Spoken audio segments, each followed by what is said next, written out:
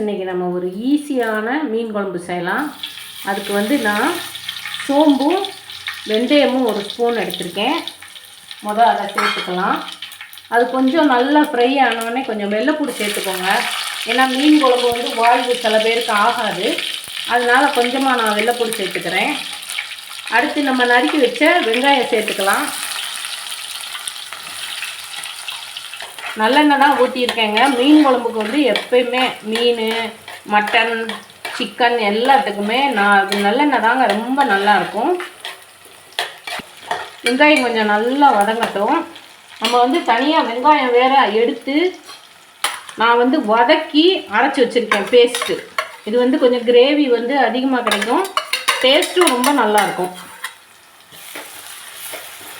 இதையும் கலந்துக்கலாம். இப்போ அந்த வெங்காய பேஸ்ட்டு வந்து நல்லா வதங்கிடுச்சு. இது ஒரு தக்காளி எடுத்து நம்ம சேர்த்துக்கலாம். மீடியம் சைஸ் தக்காளி சேர்த்துக்கலாம்.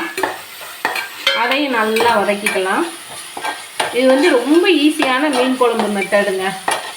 பிகினர்ஸ் கூட இதெல்லாம் செய்யலாம், ரொம்ப ஈஸி. தக்காளி நல்லா வதங்கிடுச்சு. கொஞ்சம் கருவேப்பிலை போட்டிருக்கேன். கொஞ்சம் கட் பண்ணி வச்ச மாங்காய். இது நம்ம ஃபஸ்ட்டு சேர்க்கறனாலும் சேர்க்கலாம், இல்லை லாஸ்ட்டு சேர்க்கறனாலும் சேர்க்கலாம். இது வந்து மாங்காய் போட்ட ஊளி மீன் குழம்பு. இப்போ உப்பு ஆட் பண்ணிக்கிடுவோம். அதுக்கடுத்து பார்த்திங்கன்னா ஒரு எலுமிச்சம்பழம் அளவு புளி வந்து நான் கரைச்சி வச்சுருக்கேன்.